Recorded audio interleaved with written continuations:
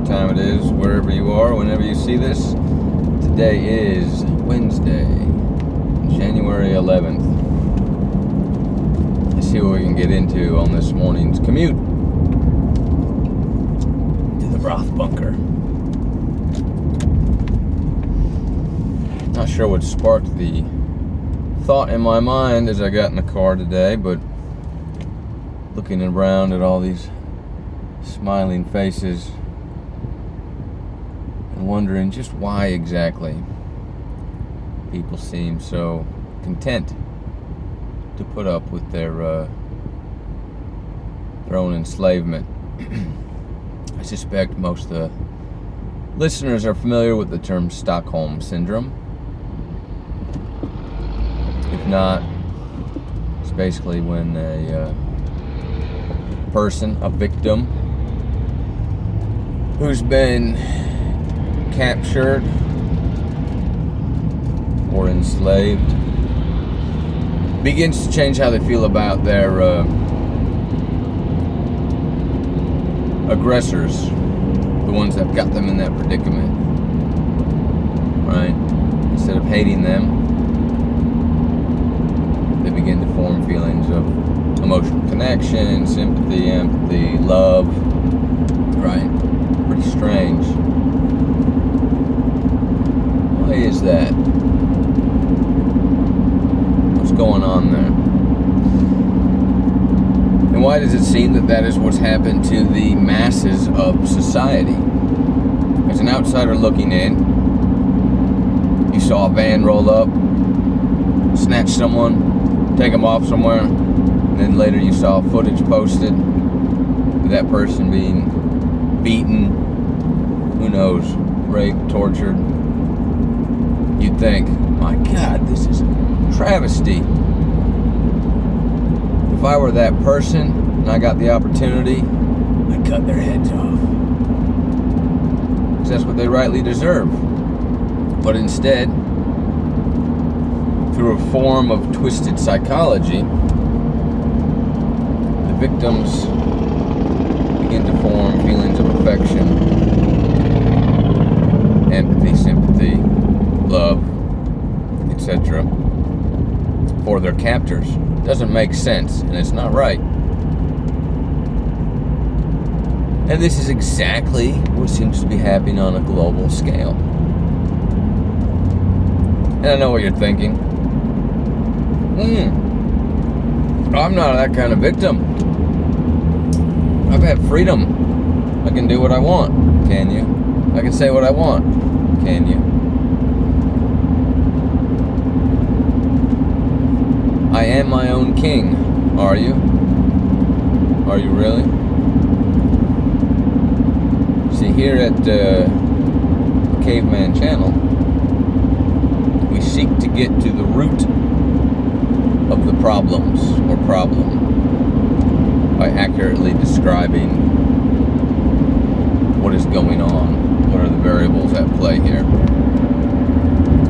Because just as if you saw someone abduct another person, you'd say that's kidnapping, which is a form of enslavement, you would know what the right response is, and yet we seem semi-paralyzed in our global society to recognize the same conditions.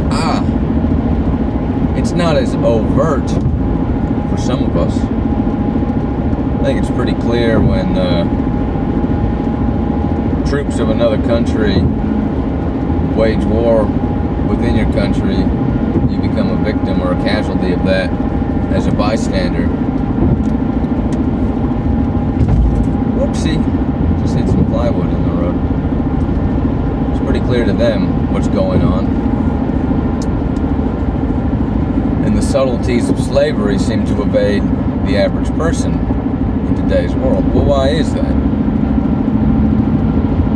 It's because we're distracted, we're disconnected, and the mechanisms themselves are very distorted, but it's slavery all the same. So why are we allowing this expansive Stockholm Syndrome? Why are we putting up with it? Why aren't we taking that one free moment when their back is turned, finding the butter knife that they left on the counter, using it to cut the duct tape off our wrist and then sticking it in their throat. How have we become so distracted, disconnected, and willing to accept the distortion? Well,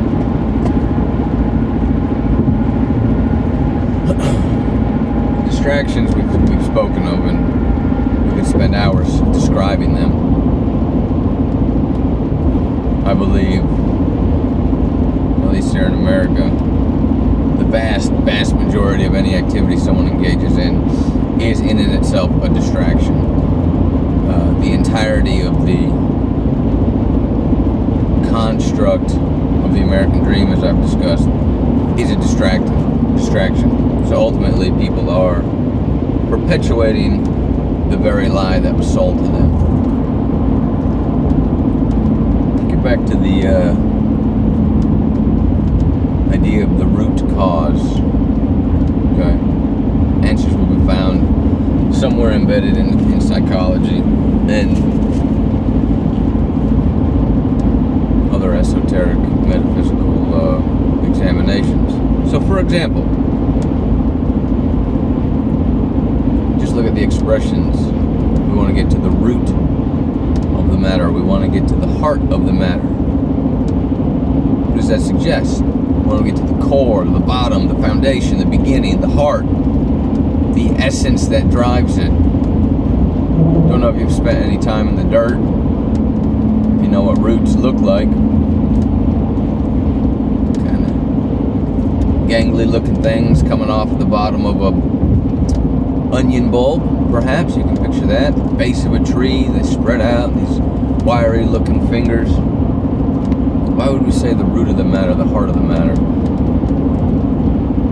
Imagine pulling a heart out of a chest and all the veins and arteries connected. It would kind of look like roots attached to it, would it not? Maybe that's where some of that crossover comes from. So I encourage you to do this as a little experiment. Sit somewhere quietly where you're not distracted. Close your eyes. Put your hand on your heart. You can create a little rhythm if you want. Tap a little, okay? Clear your mind as best as possible. And ask yourself, ask your inner self, your higher self, your God self. Say, what does freedom look like? What does real freedom look like?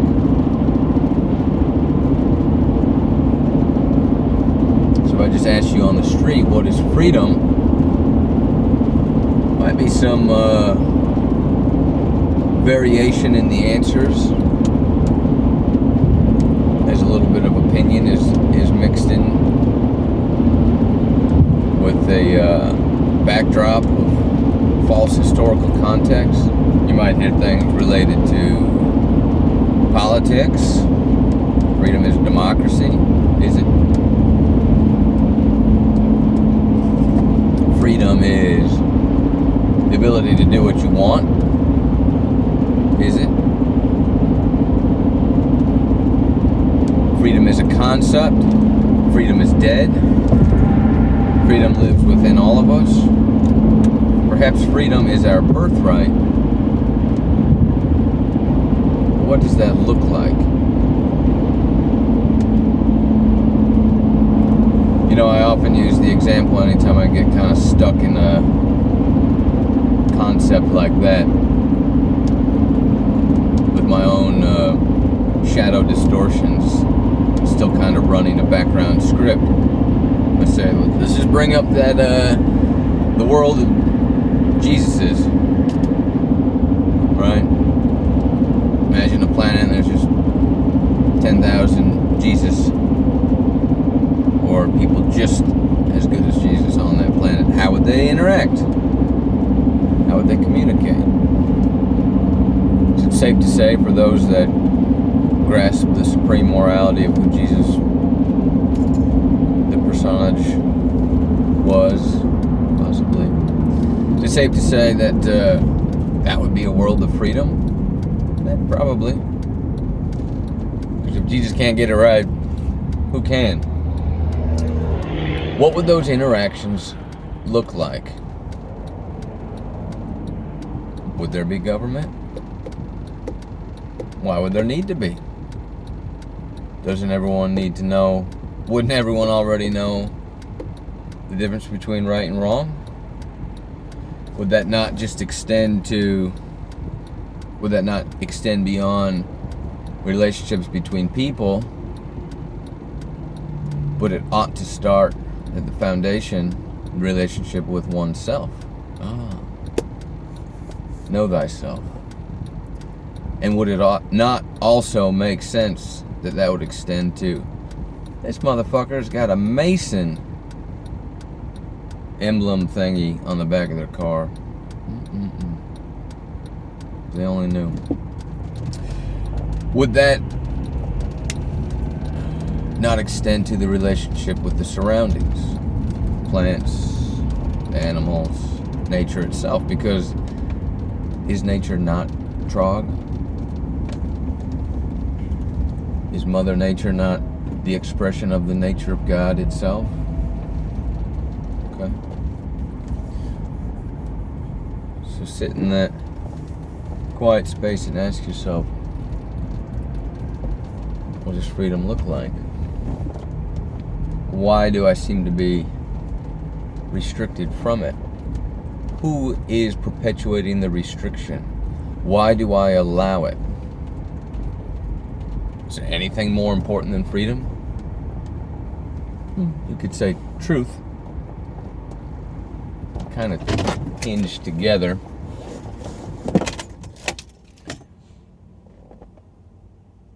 Through the full discovery of truth, freedom will follow. And under a completely free society, truth would certainly dominate, wouldn't be hidden, it would shine. They're linked. So what's preventing this freedom? What is this root cause? Why are we allowing and perpetuating the distraction? Why have we fallen victim to this Stockholm Syndrome? Is there anything more important than truth and freedom? If not, why have you settled for that? Why do you allow that to continue? Now, for those that wake up, start to realize this stuff, it can be daunting. The truth is on your side, because you realize what you're up against. But for the outsider looking in, that just saw you get kidnapped, thrown into a van, beaten, tortured, all the things happen, then watch you develop positive, loving emotions, that in and of itself is startling. So we've got to shatter that perception. We must interrupt the pattern within the psychology of the victims of this global Stockholm Syndrome.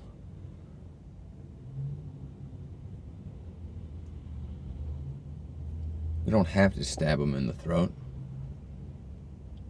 Seems like they deserve it. The answers lie in a more simple form. Many others have already spoken of it. This would be an answer for those that are awake. Simply non-compliance. Electing not to participate anymore. Non-participation. Leaving the group. Take your ball and go home. Don't want to play that game anymore. Don't have to. They only have the power over us that we grant them. Were we snatched and thrown in the van? Or did you get in the van of your own accord? Sit in that dark room. Ask yourself, what is real freedom? What is truth? How do I feel that? Okay? Because you know what the answer is. Might be buried under some levels, some layers, but it's down there. Get to the root of it. Get to the heart of the matter. We're born with the birthright of freedom. We are born with the ability to understand morality, the difference between right and wrong. We've merely forgotten some things. We've become distracted. So,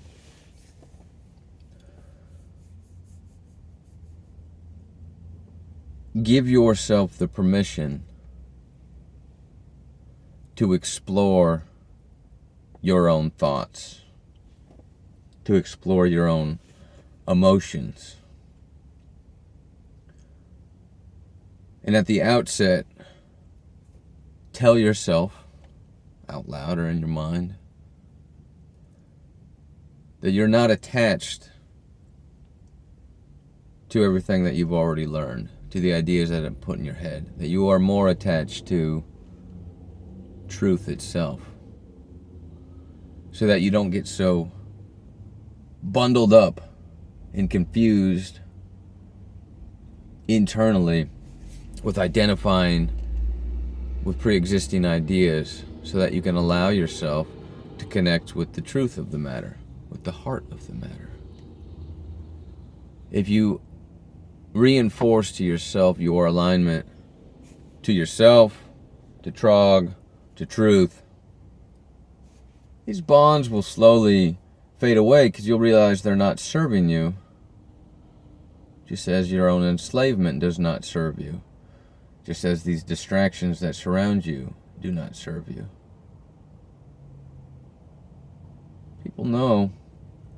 You ask them, man on the street, what's important?